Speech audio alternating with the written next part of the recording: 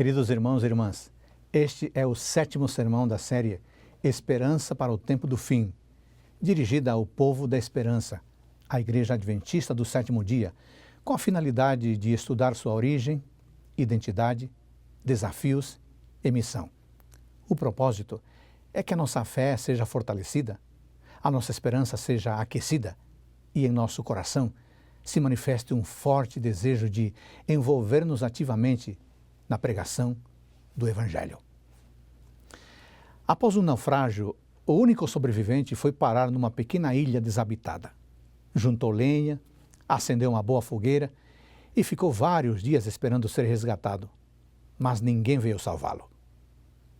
Com muita dificuldade, montou um pequeno abrigo com os restos dos destroços que juntou para se proteger do sol, da chuva e de animais selvagens.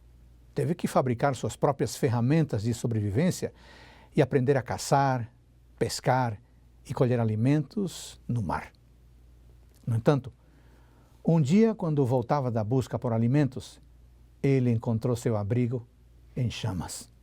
Ficou desesperado, revoltado e gritou para o alto: "Oh Deus, por que eu? Por que permitistes isto? O que mais falta acontecer? Eu sou um miserável, eu vou morrer sozinho nesta ilha." Chorou tanto que adormeceu profundamente cansado. No dia seguinte, bem cedo, foi despertado pelo doce som da voz de um outro ser humano. "Bom dia, marinheiro. Vamos para casa." "Como assim? Vocês vieram?" Bom dia, meus amigos. Como é que vocês souberam que eu estava aqui? Como vocês souberam?" "Então, nós vimos o seu sinal de fumaça. Estávamos bem distante, mas a coluna de fumaça que você fez subiu muito alto. O dia estava limpo e podemos achá-lo com facilidade." Acredite, amigo e amiga, crises, desafios são muitas vezes meios para coisas melhores. Como no caso deste homem, desse náufrago, a sua casa pegou fogo, mas isso o salvou. Não será diferente com o povo remanescente de Deus. Em sua caminhada de igreja militante para a igreja triunfante, o povo remanescente enfrentará crises. A sacudidura será uma dessas crises. E eu quero ler com você Amós capítulo 9, versículo 9. Lembre de ter sempre a sua Bíblia com você e um caderno para você tomar nota de versos ou ideias importantes. Amós 9, 9. "Porque eis que darei ordens e sacudirei a casa de Israel entre todas as nações, assim como se sacode trigo na peneira, sem que um só grão caia na terra." Também podemos ler Lucas capítulo 22, versículos 31 e 32. Lucas 22, 31 e 32. A palavra de Deus diz assim: "Simão, Simão, eis que Satanás pediu para peneirar vocês como trigo. Eu, porém, orei por você, para que a sua fé não desfaleça. E você, quando voltar para mim, fortaleça os seus irmãos." O que é a sacudidura? Sacudidura é um vocábulo figurativo que designa uma experiência especial de seleção e apostasia do povo de Deus. Na sacudidura, o grão é peneirado para que os quebrados ou qualquer outro corpo estranho caiam por entre os furos da peneira e a palha seja soprada para fora. Todo filho de Deus, individualmente, e a igreja no conjunto, passarão por uma prova especial que chacoalhará e abalará sua fé, prova essa denominada sacudidura. Isso já aconteceu em épocas passadas e se repetirá no tempo do fim, de uma maneira muito específica, porque o inimigo sabe que lhe resta pouco tempo e porque quer fazer que apostate, que abandone a fé, o maior número possível de pessoas. Ao descrever o processo da sacudidura, Ellen White escreve 2 parágrafos que chamam muito a nossa atenção. Ela diz assim: "Satanás desceu com grande poder para operar com todo o engano da injustiça para os que perecem, e tudo que pode ser abalado o será, e as coisas que não podem ser abaladas permanecerão. Por outro lado, ela também escreveu: Deus está cirandando o seu povo. Terá uma igreja pura e santa. Não podemos ler o coração dos homens. O Senhor, porém, tem provido meios para manter pura a sua igreja. Observe que a sacudidura será efetuada tanto por Satanás como por Deus. Satanás sacudirá as pessoas com a finalidade de destruí-las para sempre. E Deus o fará com o objetivo de provar a fé, de purificar o seu povo. Infelizmente, membros da igreja abandonarão a fé em Jesus Cristo e alguns desses membros estarão ocupando funções ou posições de grande importância. E o que é pior, alguns destes apóstatas se converterão nos piores inimigos da verdade e do povo de Deus. Mas fique tranquilo, fique tranquila. Os que tiverem uma vida de plena consagração e de verdadeira comunhão com Deus não serão afetados por este processo. Uma pergunta importante nesse tema é a seguinte: quando ocorrerá a sacudidura? Irmãos, hoje já vivemos a sacudidura numa escala menor, mas a sacudidura será intensificada depois que a lei de Deus seja anulada. Há mais de 100 anos, Ellen White escreveu: vi que estamos agora no tempo da sacudidura. Satanás está trabalhando com todo o seu poder para arrebatar as pessoas da mão de Cristo e fazer que estas pisem o Filho de Deus. Deus está provando o seu povo. Estas palavras foram apresentadas pelo anjo: vede, irmãos, que nunca haja em qualquer de vós um coração mau e infiel para apartar-se do Deus vivo. Antes, exortai-vos uns aos outros todos os dias durante o tempo que se chama hoje, para que nenhum de vós se endureça pelo engano do pecado. Irmãos, Deus está agora cirandando o seu povo, provando seus propósitos e motivos. Muitos serão somente palha, não trigo, portanto, não há valor neles. E quais as razões para a sacudidura e para a queda de muitos? Primeira, descuido e indiferença. Ellen White escreveu o seguinte: minha atenção foi então dirigida ao grupo que eu vira e estava sendo fortemente sacudido. Diminuíra o número dos que faziam parte desse grupo. Ao serem sacudidos, alguns tinham sido arrojados fora do caminho. Os descuidosos e indiferentes, que não se uniam com os que prezavam suficientemente a vitória e a salvação, para por elas lutar e angustiar-se com perseverança, não as alcançaram e foram deixados atrás em trevas, e seu lugar foi imediatamente preenchido pelos que aceitavam a verdade e a ela se filiavam. Os descuidosos são aqueles que não prestam atenção ao que é importante na vida espiritual. São aqueles que vivem a vida ao som do ritmo do mundo. Não abandonam totalmente a fé, mas também não se comprometem totalmente com ela. Querem viver a glória da eternidade, mas também não querem perder as luzes e coloridos do mundanismo. E ao querer as duas coisas, vão se perder. Os indiferentes são aqueles que escutam os apelos da Sagrada Escritura, mas pensam que ela fala aos outros, ao vizinho, ao amigo, ao chefe, ao empregado, não a eles. São aqueles que falam de Deus, de Bíblia, de culto, de adoração, mas tudo isso não é para eles, porque eles são bons demais. Os outros precisam de tudo isso, não eles. Também vão se perder. Uma segunda razão para a sacudidura e a queda de muitos será a perseguição pela imposição das leis dominicais. Leiamos as palavras do apóstolo Paulo em 2 Timóteo, capítulo 3, versículo 12.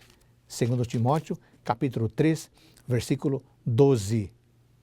Ele diz assim: todos os que querem viver piedosamente em Cristo Jesus serão perseguidos.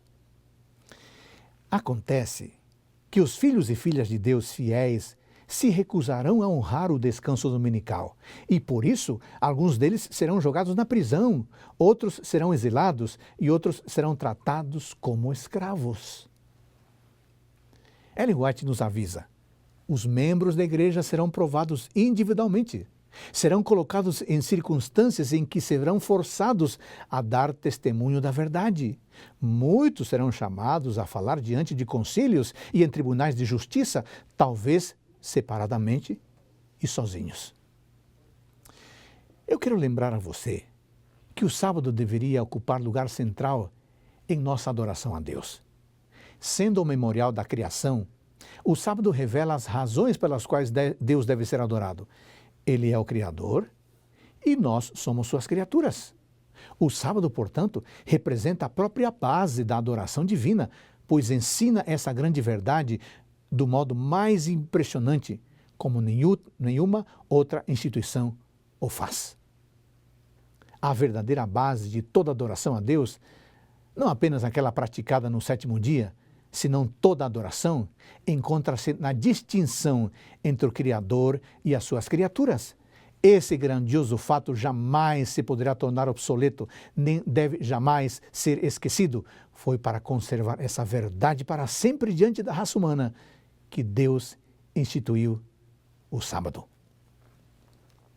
É verdade que às vezes temos que enfrentar resistência devido ao nosso compromisso de guardar o santo sábado.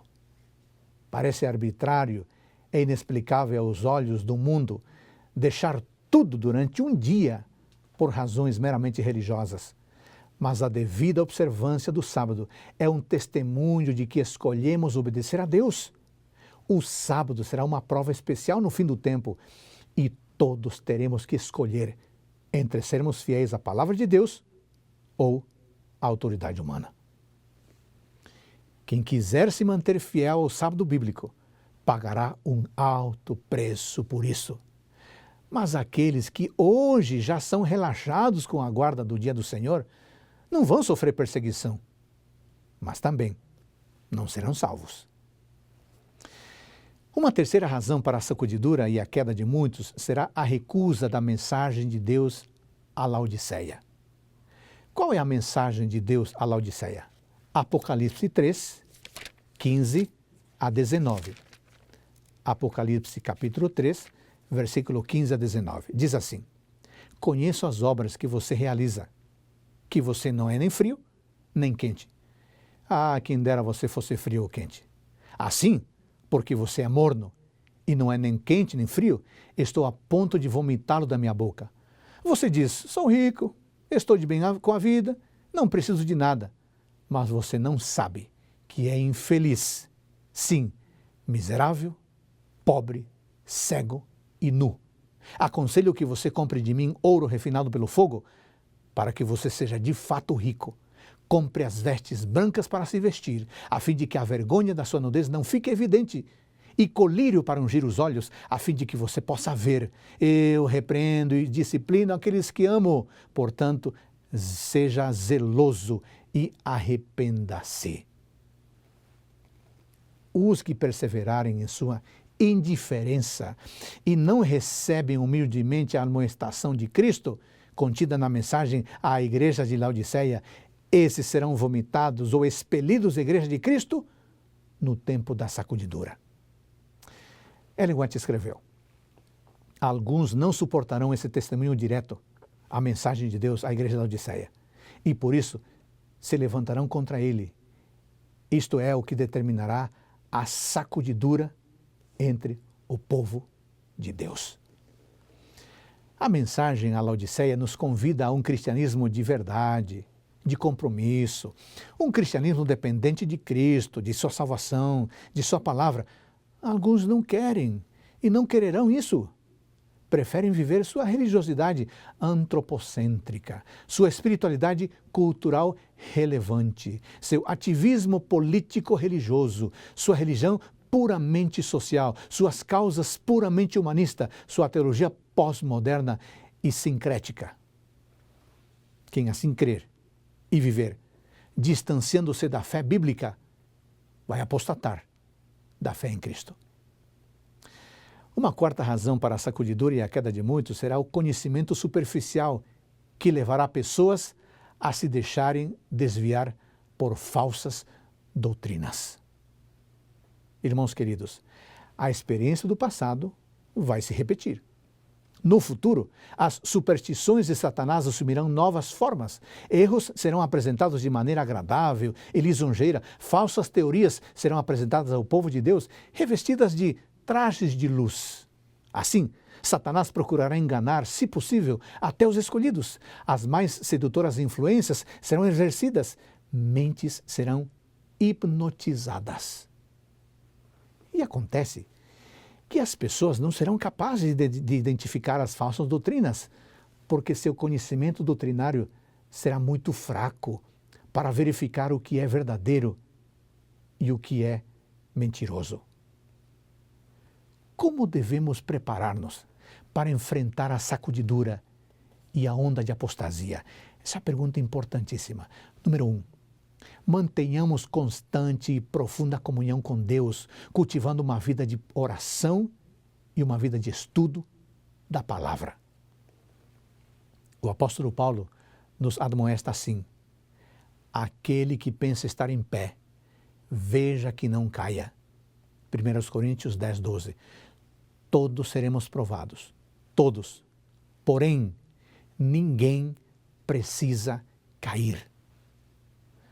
A única maneira de passar incólume pela prova da sacudidura é manter constante e profunda comunhão com o céu, uma vida de oração contínua e uma atitude de estudo incessante das Escrituras e do Espírito de profecia, assim como a entrega completa da vida a Deus para obedecer-lhe e trabalhar pelos perdidos. Número 2. Fortaleçamos e solidifiquemos a nossa fé mediante o relacionamento com os irmãos, cultos, escola sabatina e pequenos grupos. Envolver-se com aqueles que professam a nossa fé, os nossos valores, as nossas esperanças, é algo poderoso, é algo necessário. Número 3. Envolvamos-nos pessoalmente na missão. Sejamos instrumentos para a salvação de outros e assim a nossa própria fé será confirmada. Irmãos queridos, aqueles que permanecerem leais a Deus, que permanecerem firmes na fé bíblica, aqueles que não apostatarem, terão o privilégio de participar do alto clamor e a terminação da obra. O que é o alto clamor?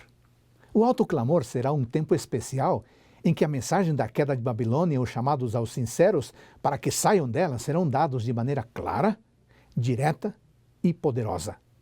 Isto determinará perseguição e controvérsia, porém o Senhor dará poder aos seus filhos e filhas para realizar uma obra milagrosa.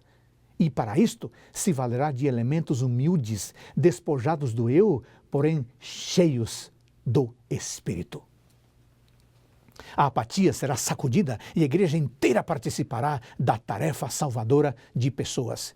Em Apocalipse, capítulo 18, versículo 1, outro anjo é descrito como descendo do céu com grande poder, sendo a terra iluminada com a sua glória. Este anjo não representa uma nova mensagem, mas um novo poder que acompanhará a pregação da tríplice mensagem angélica, de maneira que com eficácia toda nação, toda tribo, língua e povo sejam advertidos. Isto fará que a pregação promovida pelo povo de Deus se converta num alto clamor e alcance todos os lugares da terra. A tarefa será concluída num tempo extraordinariamente breve. No alto clamor, a mensagem será proclamada com fé e com coragem. Deus ordenará a seus servos que apresentem o último convite de misericórdia ao mundo, e os servos de Deus não permanecerão silenciosos. Eles não terão medo de nada. Vão encarar os desafios do dever e deixar os resultados com Deus. Além disso, no alto clamor, a pregação do Evangelho ocorrerá de maneira rápida e de maneira miraculosa. Servos de Deus, com o rosto iluminado a resplandecer de santa consagração, se apressarão de um lugar a outro para proclamar a mensagem do céu.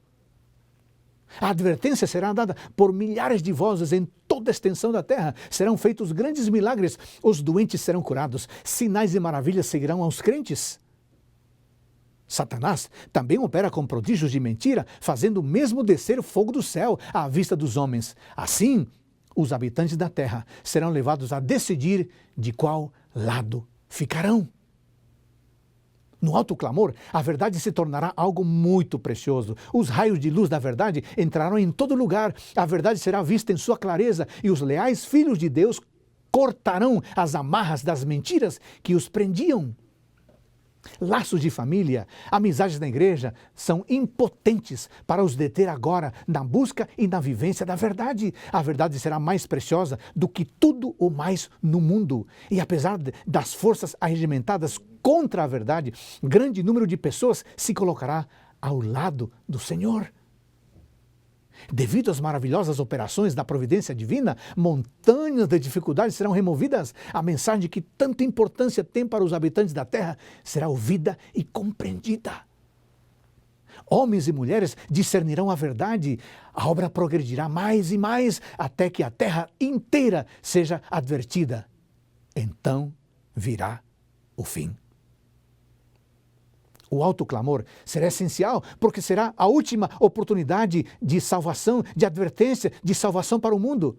Vamos ler Apocalipse capítulo 22, versículo 10 a 12. Apocalipse capítulo 22, versículos 10 a 12. Disse-me ainda, não cele as palavras da profecia deste livro, porque o tempo está próximo.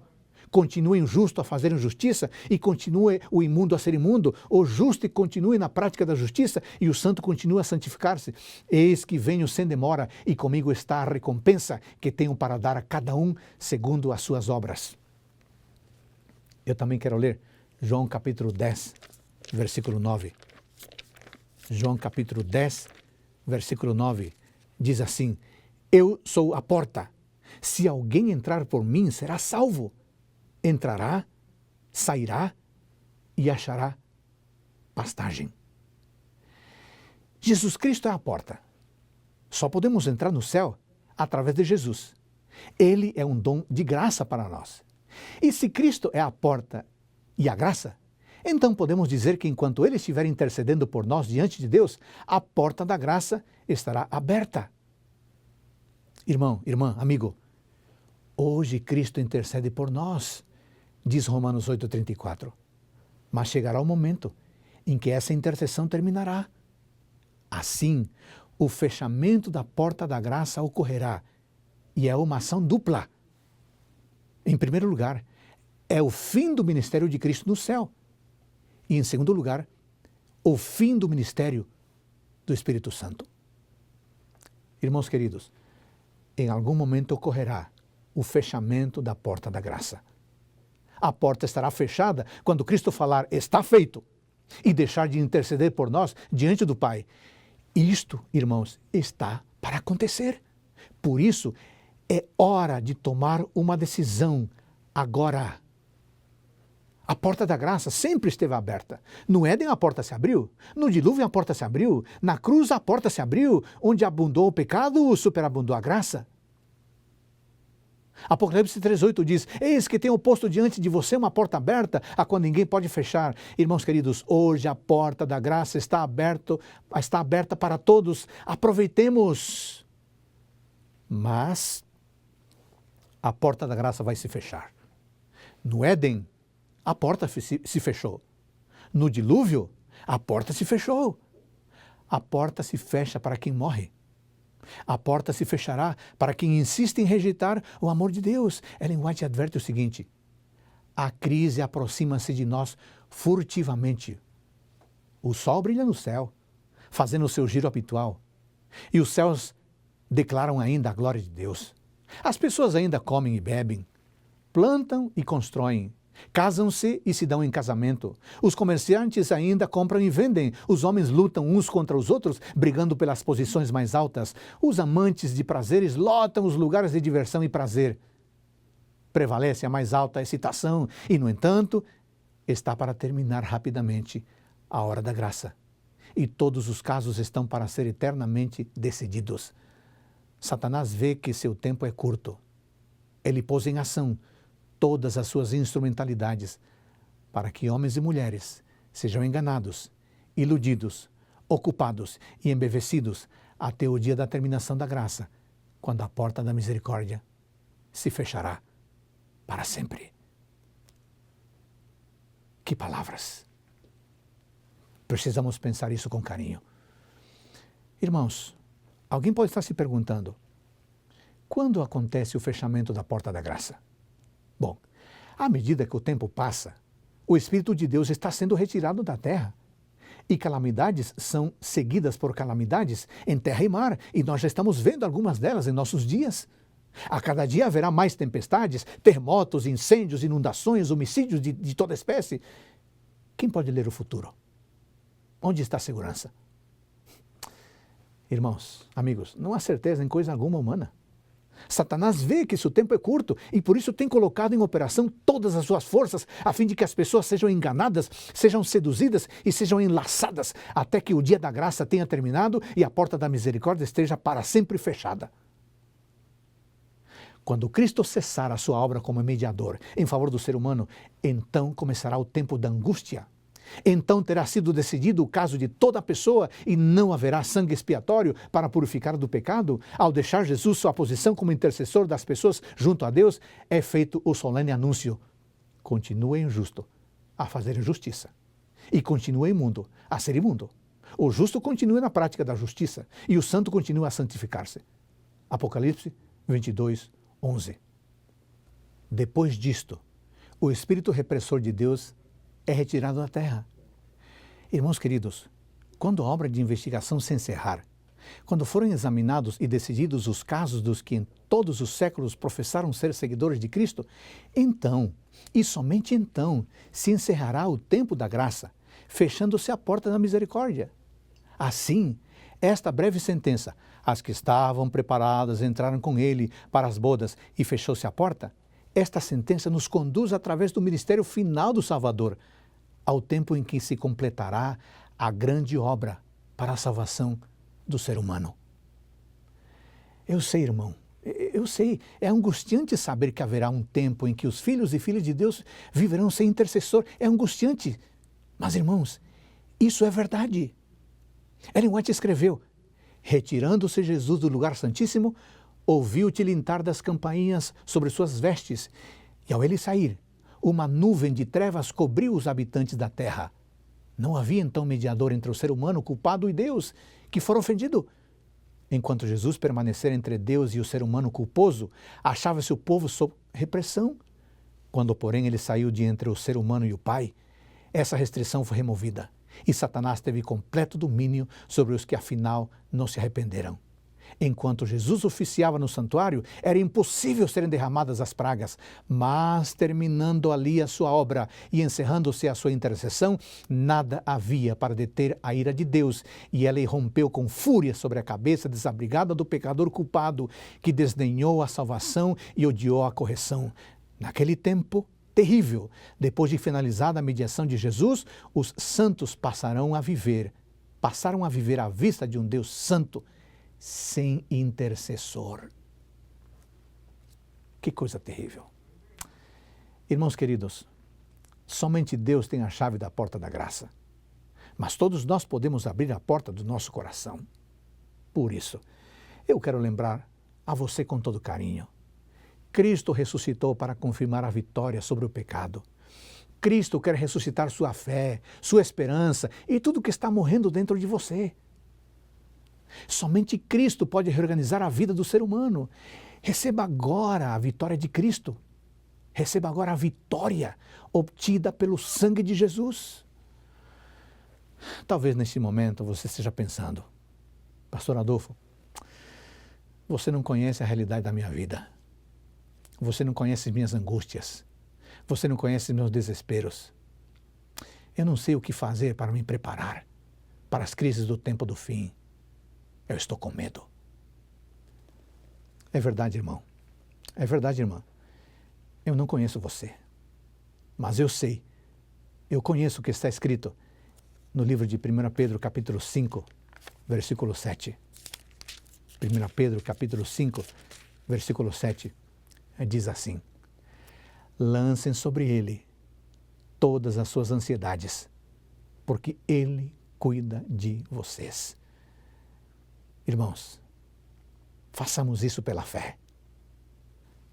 Mas eu não tenho fé, alguém pode dizer. Você não tem fé? Então aqui estão 3 orientações eficazes para desenvolver a fé em Deus. Número 1, peça a Deus que aumente a sua fé.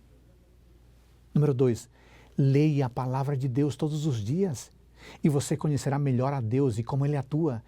Isso fortalecerá a sua fé nele. Número 3, ore fervorosamente a Deus. Quanto mais você mantiver comunhão com Ele em oração, mais a sua fé se fortalecerá. Agora, escute as palavras de Deus para você. Eu conheço suas lágrimas de tristeza. Eu também chorei e fiquei triste. Por isso, aqueles pesares demasiado profundos para você contar para alguém, eu os conheço. Minha filha, meu filho, não pense que está perdido e abandonado. Ainda que a sua dor não desperte a sensibilidade de alguém, pois saiba que se você olhar para mim e confiar, eu lhe darei forças para recomeçar. Então, guarde isto no coração. O seu Pai Celestial está pronto a lhe ajudar. Entregue-lhe sua vida agora, neste momento, pois agora é o tempo. Agora é o momento oportuno para a salvação. Você quer orar comigo? Obrigado, Deus, por tua palavra. Eu me entrego a ti. Eu quero ser salvo, eu e minha família. Em nome de Jesus. Amém. Que bom estar com você hoje. Obrigado por acompanhar, por ouvir a voz de Deus e que o Pai Celestial abençoe você e a sua família.